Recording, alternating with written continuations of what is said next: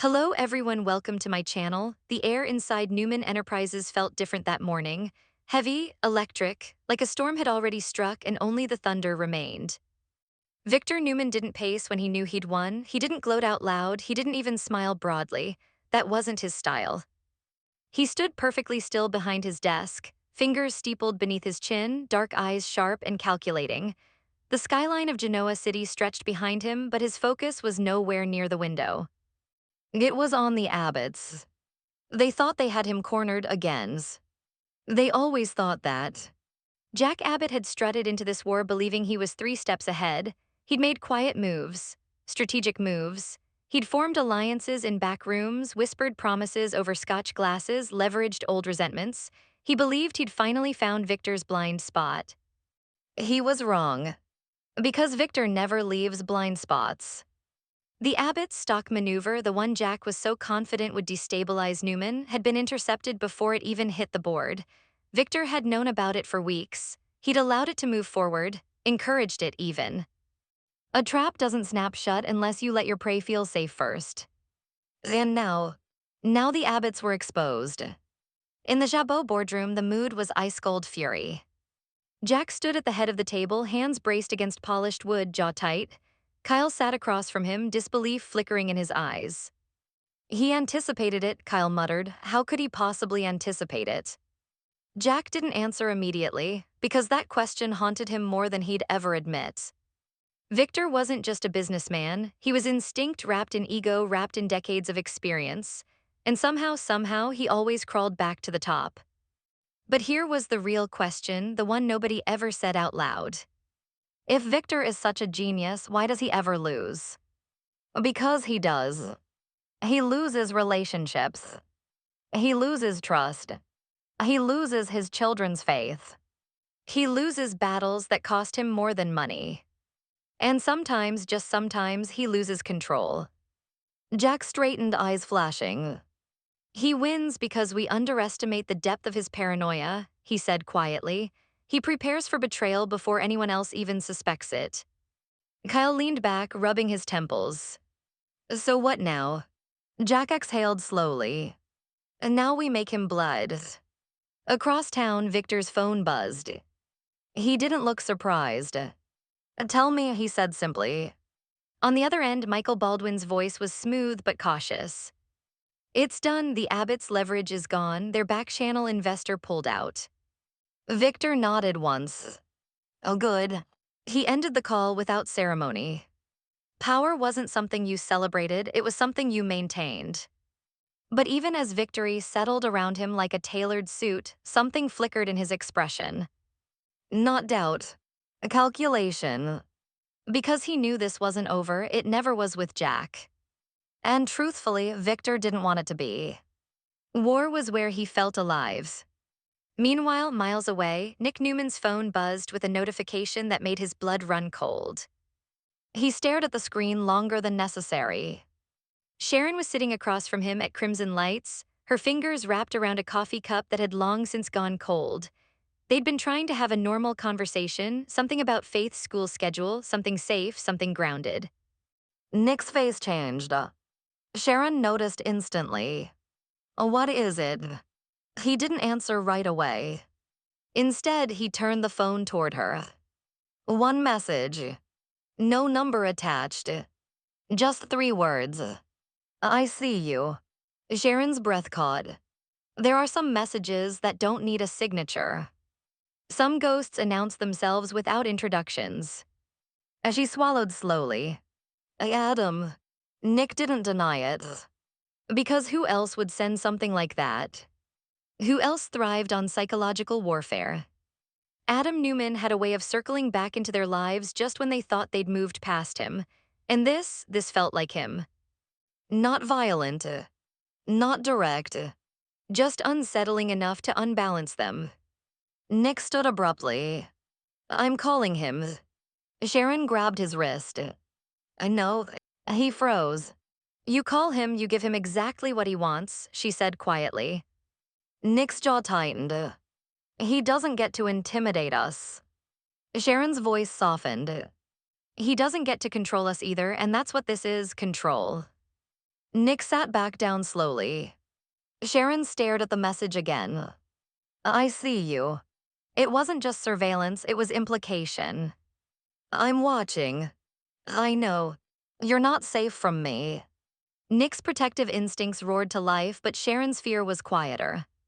More personal. Because with Adam, it was never just about power. It was about wounds that never healed. Elsewhere, Kane Ashby stared at his reflection in a darkened window, barely recognizing the man looking back at him. He'd returned to Genoa City promising change, promising growth, promising he wasn't that ruthless, calculating version of himself anymore. For about 5 minutes, people believed him. Maybe he believed it too.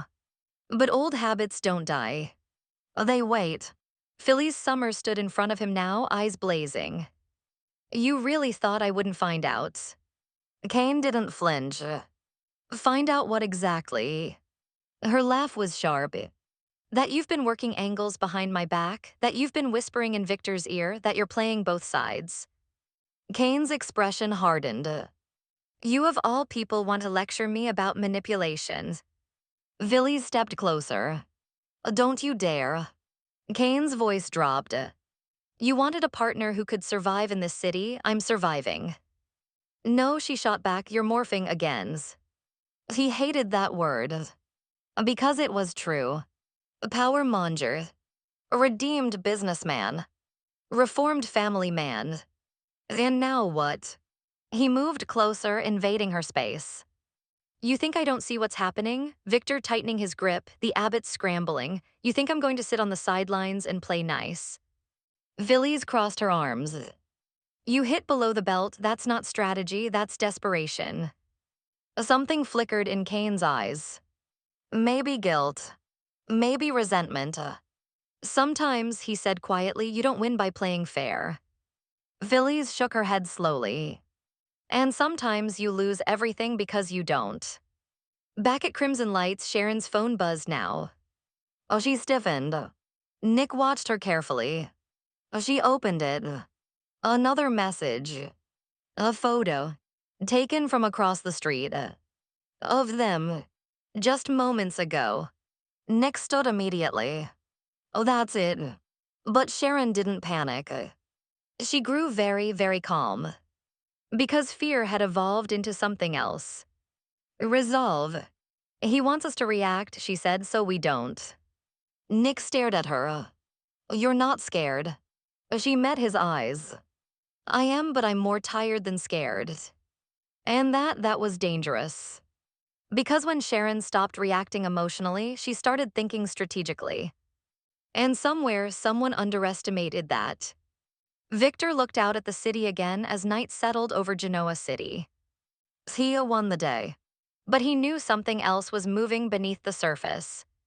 The Abbotts were wounded, not defeated. Nick and Sharon were being rattled. Kane was unstable. And Adam. Adam was always unpredictable. Victor picked up his phone. One short message sent to an unknown recipient. Proceed.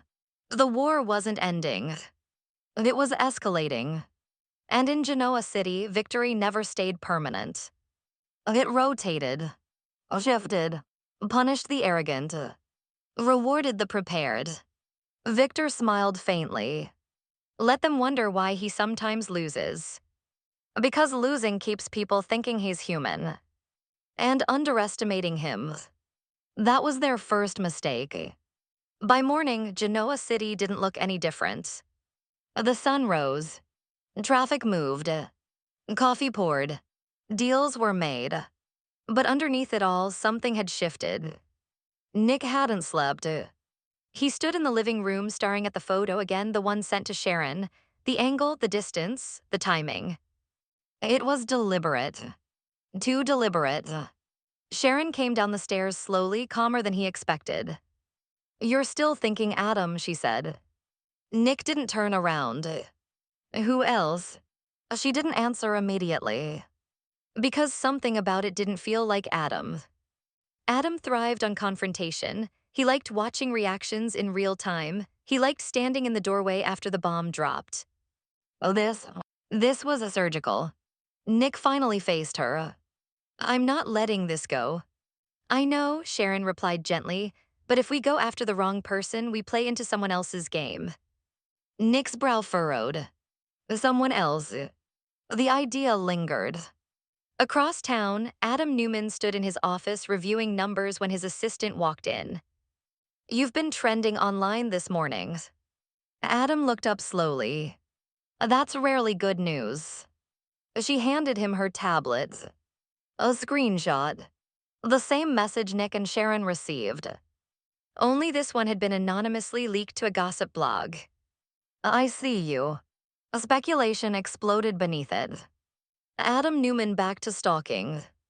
Is Sharon in danger? Is Nick about to lose it again? Adam's expression didn't change, but something darkened behind his eyes. He hadn't sent it, and that irritated him more than if he had. Because if he wasn't the one pulling the strings, then someone was framing him. And framing Adam Newman was either brilliant or suicidal.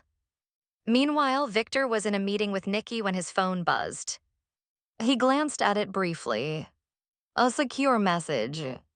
2 words. It's spreading. Victor's jaw tightened just slightly. Nikki noticed. What is it? Noise, he said calmly, nothing more.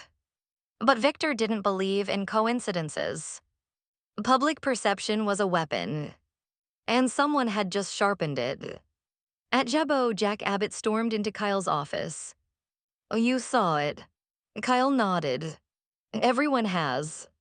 Jack exhaled sharply. Victor. Kyle hesitated. You think he'd go after Nick and Sharon just to rattle us? Jack's gaze hardened. Victor doesn't just fight one front at a time, he destabilizes everything connected to his enemies. But even as he said it, something didn't sit right. This didn't feel like Victor's style either. Victor liked crushing enemies publicly, strategically. Not hiding behind anonymous texts. Unless he wanted someone else blamed. Phyllis sat alone at society, staring into a glass of wine she hadn't touched. Kane's words echoed in her head. You think I'm going to sit on the sidelines? She knew that tone, that ambition, that hunger. Kane had tasted power before, and he missed it. She picked up her phone and made a call. A mate may, she said simply. Across town, Kane ended his own call moments later. A different conversation. Less emotional. More transactional. Yes, Kane said quietly, it's happening exactly as planned. When he hung up, he stared at the city skyline. He wasn't morphing. He was evolving. And sometimes evolution required collateral damage. Back at Newman Enterprises, Adam walked into Victor's office without knocking. Victor didn't look up. You're trending, Adam said dryly. Victor glanced at him. You usually enjoy that. Not when I'm being blamed for something I didn't do. Silence settled between them. Victor studied his son carefully. You didn't send the message. It wasn't a question. Adam's lips curved faintly. If I wanted to intimidate Nick, I'd do it to his face. Victor believed him, which meant someone was playing deeper than surface grudges. Who benefits, Adam asked. Victor's mind moved quickly. The Abbotts benefit from Newman instability. Kane benefits from chaos. Anyone trying to fracture the family benefits. Victor's eyes narrowed slightly. Perhaps we're asking the wrong question. Adam tilted his head. And what's that? Not who benefits, Victor replied quietly, but who wants us fighting each other. Nick's phone rang again. Another unknown number. He answered without hesitation. Enough games. Silence. Then a distorted voice. You're looking in the wrong directions. The line went dead. Nick's pulse pounded. Sharon watched him carefully. That was Adam, she said softly. Nick nodded. And for the first time, fear shifted into anger. Because this wasn't old rivalry. This was orchestration. At Jabot, Jack received a call from an investor who had abruptly pulled funding the day before. The investor sounded rattled. There was pressure, he admitted, anonymous threats. Jack froze. What kind of threats? Exposure leaks personal. The same language. The same pattern. This wasn't just about Nick and Sharon. This was systemic. Someone was destabilizing every power center in Genoa City simultaneously. Victor, the Abbots, the Newman children, and doing it invisibly. Phillies arrived at the athletic club and spotted Kane immediately. He stood as she approached. You look tense, he observed. You look guilty, she shot back. He smirked faintly. You always assume the worst of me. Because you prove me right. She leaned closer. Did you send the message? His eyes flashed not with guilt but offense. You think I need anonymous threats. She held his gaze. I think you need control. Kane's voice lowered. You're not thinking big enough. Then enlighten me. He stepped back. Victor's distracted, the Abbots are scrambling, public trust in the Newmans is wobbling, this city is in transition. Philly's stomach tightened. You're capitalizing. I'm positioning, he corrected. Her voice dropped. And if people get hurt? Kane didn't answer immediately. Because deep down, he knew the line between strategy and cruelty was thinning. That night, everything detonated. A financial leak hit the press, implicating both Newman Enterprises and Jabot in questionable offshore movements. Stock prices trembled. Phones rang endlessly. Blame flew in every direction. Nick confronted Adam in the hallway of Newman Enterprises. You want attention, you got it. Adam didn't flinch. For once, I didn't light the match. Sharon arrived moments later. Stop, she said firmly. Both men looked at her. You're doing exactly what they want. Victor stepped out of his office. He asked quietly. Sharon met his gaze. Whoever's orchestrating this. Victor didn't respond, but inside something clicked. Kane Ashby. Not impulsive enough to be obvious. Not powerful enough to be suspected. Ambitious enough to try. Victor picked up his phone and sent a final message. Bring me everything on Kane's. Meanwhile, Kane stood alone in a dimly lit room watching the news coverage. He hadn't planned for it to escalate this quickly. He'd wanted leverage. Not wildfire. His phone buzzed. One message. You've been exposed. Kane's blood ran cold. Exposed. He hadn't. Then he realized. He wasn't the architect. He was a pawn. The distorted voice called him next. You thought you were evolving, it said softly. You were being used. The line went dead. Across the city, Victor stood in silence, piecing it together. Someone had manipulated Kane's ambition. Weaponized Adam's reputation. Triggered Nick's temper. Threatened Jack's investors. A master chess move. And for the first time in a long time, Victor Newman realized he wasn't the one holding the board. Sharon stood at the window that night, staring into darkness. The message echoed in her mind. I see you. But now she understood. It wasn't surveillance. It was warning. And somewhere, someone was watching all of them. Waiting. Victor finally allowed himself a rare, quiet admission. He'd won against the Abbots. But this wasn't over. This was only the beginning. And whoever was behind it had made one critical mistake. They wanted chaos. Victor thrived in chaos. The game had changed. The board had flipped. And Genoa City was about to discover that the most dangerous enemy is the one nobody sees coming.